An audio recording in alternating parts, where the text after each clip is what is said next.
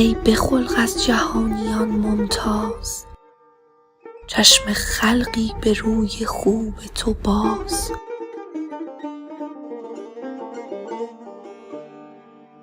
لازم است آن که دارد این همه لطف، که تحمل کنندش این همه ناز.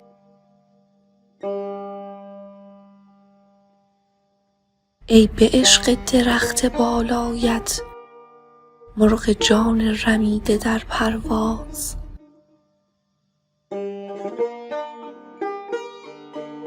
آن نه صاحب نظر بود که کند از چنین روی در به روی فراز.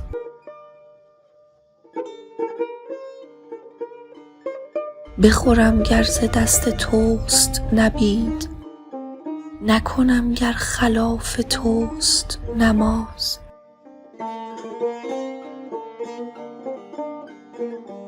گر بگریم چو شمع معذورم، کس نگوید در آتشم مگداز.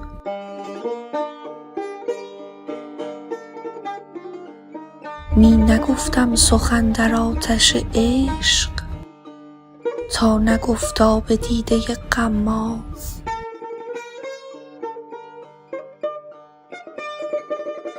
آب و آتش خلاف یکدیگرند، نشنیدیم عشق و صبر انباز.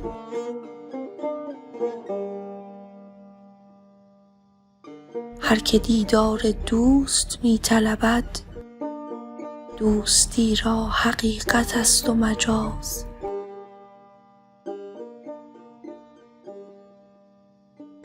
آرزومند کعبه را شرط است، که تحمل کند نشیب و فراز.